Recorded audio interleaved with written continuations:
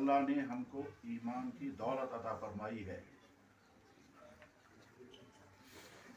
اس دنیا میں جس کو ایمان کی دولت ملی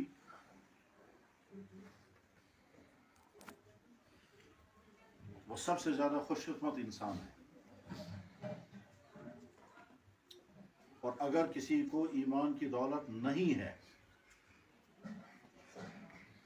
چاہے اس کے پاس دنیا کی تمام خوشیاں ہوں، وہ ناکام انسان ہے. دنیا میں اللہ نے کچھ انسانوں کو امتحان کی حالت میں رکھا ہے. مثلا کوئی آدمی غریب ہے تو یہ امتحان ہے اس کے لیے. کسی کے پاس بہت دولت ہے، یہ بھی امتحان ہے. کسی کے پاس بہت علم ہے، یہ بھی امتحان ہے.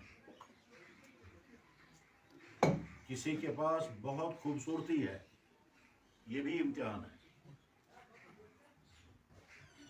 اور اسی طرح اگر کسی انسان سے ایک چیز ہے زبان،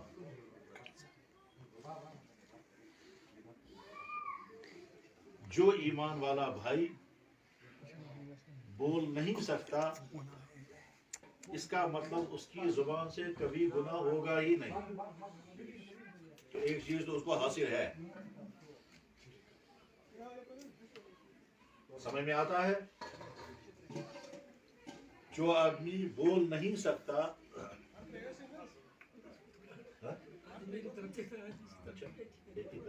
زیادہ اچھا کون ٹھیک ہے،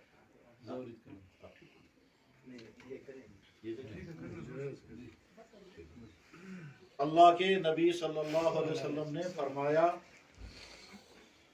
جو شخص مجھے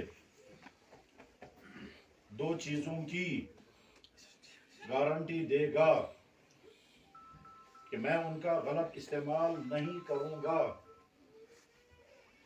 میں اسے گارنٹی دیتا ہوں کہ وہ میرے ساتھ جنت میں آئے گا. ان دو چیزوں میں سے ایک چیز زبان ہے. بولنے والے کو ساری زندگی اپنی زبان کو قابو میں رکھنا آسان نہیں ہے، لیکن جو ایمان والا بھائی بول نہیں پاتا، اس کی زبان سے گناہ کبھی ہوگا ہی نہیں. اب اس کے بعد دوسری چیز بچ گئی کہ اس کی حفاظت کرنی ہے، اور وہ ہے دو رانوں کے بیچ کا حصہ.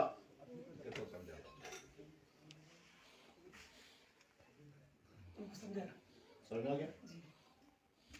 اب مسئلہ ہے جو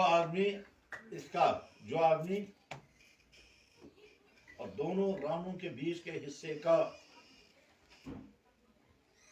ایسا کنٹرول کرے گا کہ ان کا غلط استعمال نہیں کرے گا. اللہ کے نبی کا ارشاد ہے، میں اسے گارنٹی دیتا ہوں وہ میرے ساتھ جنت میں آئے گا. ہمارا وہ ایمان والا بھائی جو بول نہیں سکتا، ہم اسے کہتے ہیں گونگا ہے، وہ ایمان والا بھائی زبان کے تمام گناہوں سے محفوظ. اب اس کے بعد ایک ہی چیز کی حفاظت کا کام باقی رہا، اور وہ ہے دونوں رانوں کے بیچ کا حصہ. اب جب دونوں رانوں کے بیچ کے حصے کی بھی حفاظت کرنے میں کامیاب ہو جائے تو اللہ کے نبی اسے گارنٹی دیتے ہیں کہ یہ میرے ساتھ جنت میں ہوگا.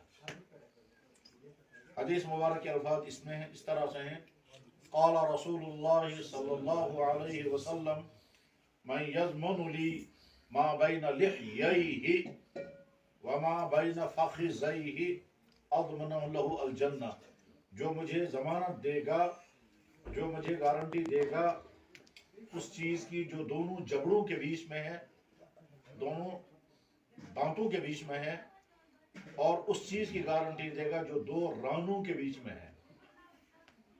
اس انسان میں گارنٹی دی تاہ چیزس اس دون دندن درمیان، اور اس انسان میں گارنٹی تاہ چیزس اس دون رانن درمیان. یمن دون چیزوں ہن غلط استعمال کرنا. حضرت فرمو ازمن لہو الجنہ، بس تمس گارنٹی دِوان سہ آسہِ سے جنتس مز. ہمارا وہ بھائی جو زبان سے بولنے کی طاقت نہیں رکھتا، اس کو دنیا میں ضرور افسوس ہوگا، کاش میں بھی بولتا. مگر اس کے ساتھ اس کے پاس ایک بہت بڑی نعمت ہے، اور وہ یہ ہے کہ زبان کے گناہوں سے وہ محفوظ ہے. اس لیے آپ شکایت نہیں کریں گے، شکر پڑھیں گے.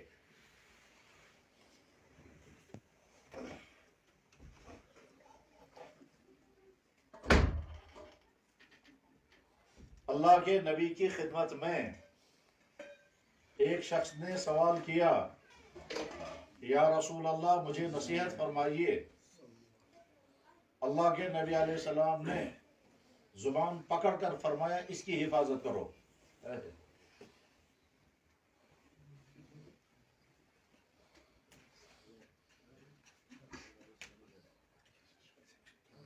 ہمارا وہ بھائی جو بولتا نہیں ہے، گویا اس کی زبان محفوظ ہے. تو آپ کے دل میں کبھی شکایت نہیں آنی چاہیے کہ یا اللہ آپ نے مجھے بے زبان کیوں رکھا.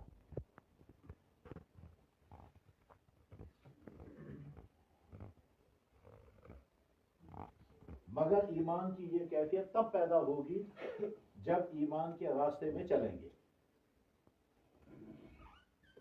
اور ایمان کے راستے پر چلنا یہی دعوت و تبلیغ کی محنت ہے. اس میں چل کر ایمان مضبوط ہوگا، اللہ کی محبت دل میں آئے گی، اللہ کی شکایت دل میں نہیں آئے گی، اللہ سے ناراضگی دل میں نہیں آئے گی، اور ساتھ میں سوچیں گے یا اللہ ان تمام لوگوں کو اپنی زبانوں کا حساب دینا ہے، میں تو حساب سے بچا ہوا ہوں، میں شکر گزار ہوں. اور ان میں اکثر لوگ زبان کے حساب میں ناکام ہوں گے، مجھے حساب ہی نہیں دینا ہے.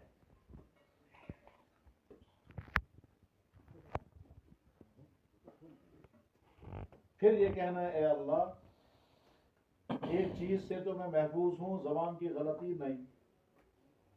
دوسری چیز کی میں حفاظت کروں گا کہ دونوں رانوں کے درمیان میں جو پورشن، جو پاک حصہ ہے اس کو میں پاک رکھوں گا. تو اے اللہ قیامت کے دن اپنے نبی کے کہنے کے مطابق، ان کے سچے حکم کے مطابق مجھے ضمانت دے دیجئے کہ میں جنت میں ضرور جاؤں گا. اللہ اکبر، اللہ اکبر. آپ دعوت کے راستے میں ہیں، آپ کا دیکھنا بھی عبادت، چلنا بھی عبادت، سونا بھی عبادت، کھانا بھی عبادت، سوچنا بھی عبادت، پیسہ خرچ کرنا بھی عبادت، سردی گرمی برداشت کرنا بھی عبادت. اس لیے آپ کی زندگی میں اس سے بہتر ٹائم کبھی نہیں آئے گا، اور اس سے پہلے بھی نہیں آیا ہوگا.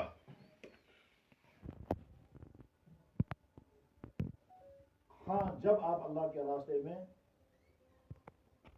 دین سیکھنے، دین پر چلنے اور دوسرے اپنے جیسے بھائیوں کو دین کے ساتھ جوڑنے کی نیت سے چلیں گے، آپ کا یہ چلنا اللہ کو بہت پسند آئے گا. اس دنیا میں تو پتہ نہیں چلے گا کہ اللہ آپ سے کتنے خوش ہیں. مگر آخرت میں ضرور پتہ چلے گا. رسول جمعہ کیا سمجھ؟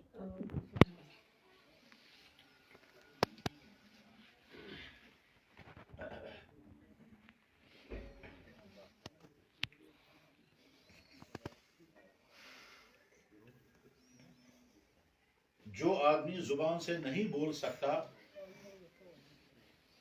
اس کی زبان تمام دوسرے انسانوں کے لیے نصیحت ہے کہ تم سمجھو اللہ نے تم کو بولنے کی طاقت دی، اب یہ بولنا غلط استعمال مت کرنا، اور میری طرف دیکھو میں بھی تم جیسا انسان ہوں مگر میں بول نہیں سکتا. مجھے دیکھ کر اللہ کا شکر ادا کرو کہ تم کو مجھ جیسا نہیں بنایا، ورنہ تم کو بھی وہی پریشانیاں ہوتی جو مجھے ہوتی ہیں. اور میں اللہ کا شکر اس لیے کرتا ہوں کہ مجھے وہ گناہ نہیں ہوتے ہیں جو تمہاری زبانوں سے ہوتے ہیں. اب جب اللہ کے راستے میں آپ نکلے، بہت خوش قسمت، تمہاری ڈائری تیار ہوتی ہوگی، اس میں آئے گا نماز اس نے پڑھی، اور وہ نماز صرف ایکشن ہوگی، زبان سے کچھ نہیں پڑھا ہوگا. تو اللہ تعالیٰ تمہارا ایکشن دیکھ کر بہت خوش ہوں گے اور سوچیں گے اگر میں نے اس کو بولنا بھی دیا ہوتا تو یہ پڑھتا الحمدللہ رب العالمین، مگر میں نے اس کو بولنے کی طاقت نہیں دی، اس لیے بول تو نہیں سکتا مگر میرے سامنے محبت کے ساتھ کھڑا ہو گیا، یہ نے مجھے رکوع کیا، مجھے سجدہ کیا. ہمارا سجدہ ان لوگوں کی سجدوں سے بہت طاقتور ہوگا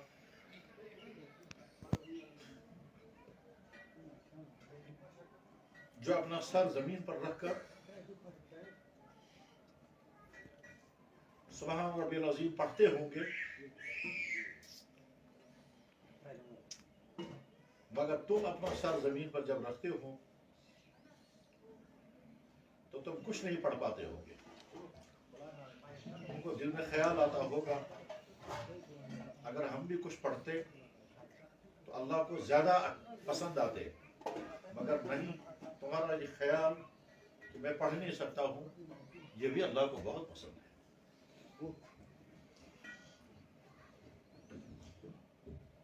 اللہ تعالیٰ آپ کا نکلنا قبول فرمائے، اور تم آپ کے نکلنے کی وجہ سے انسانوں کو اللہ ہدایت عطا فرمائے.